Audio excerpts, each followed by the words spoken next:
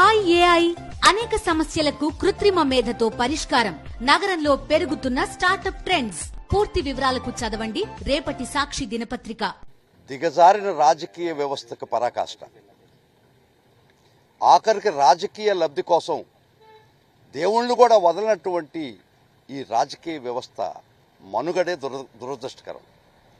ముఖ్యంగా కోట్లాది మంది భక్తులు, ప్రపంచవ్యాప్తంగా కోట్లాది మంది శ్రీవారి భక్తుల మనోభావాలు దెబ్బతీసేటట్టుగా, తద్వారా రాజకీయ లబ్ధి పొందాలని ఒక దురుద్దేశంతో ముఖ్యమంత్రి స్థాయిలో ఉన్నటువంటి ఒక వ్యక్తి పూర్వాపరాలు పరిశీలించకుండా, నిజానిజాలు తెలియకుండా ఒక బురద జల్లే కార్యక్రమం శ్రీకారం చుట్టాడంటే అది చాలా చాలా బాధాకరమైన విషయం.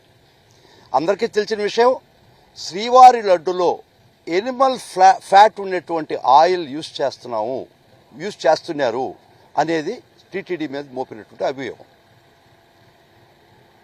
మేము దానికి నిజంగా నిజాలు బయటకు రావాలని ఈరోజు కోర్టు వారి దృష్టికి తీసుకొచ్చాం. లంచ్ మోషన్ పిల్ అడిగినాం. వైవి సుబ్బారెడ్డి గారు పిల్ వేస్తున్నారు. దాని ముఖ్య ఉద్దేశం ఏంటంటే, ఇది నిజాలు బయటకు రావాలి కాబట్టి మీరు సిట్టింగ్ జడ్జి, గౌరవ హైకోర్టు సిట్టింగ్ జడ్జి గారి ద్వారా కానీ, లేదు కోర్టు వారు కాన్స్టిట్యూట్ చేసినటువంటి కమిటీ ద్వారా కానీ, లేదా సిబిఐ ద్వారా కానీ ఎంక్వైరీ చేయించాలా, నిజాలు బయటకు రావాలనేది మేము కోర్టు వారిని ప్రార్థించడం జరిగింది. అందుకు కోర్టు వారు ఫైల్ చేసేసేయండి, బుధవారం ఈ విషయం మీద వింటాము ఈ కేసు గురించి అని చెప్పడం జరిగింది. సరే, విజిలెన్స్ ఎంక్వైరీ అని కూడా ఎవరో లేవదీశారు.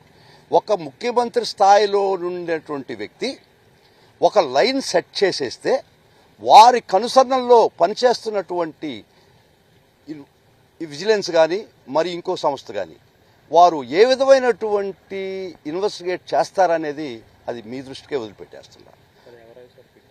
వైవి సుబ్బారెడ్డి గారు వేస్తున్నారండి. కాబట్టి ముఖ్యంగా a line was set, a die was cast by the honourable chief minister, present honourable chief minister.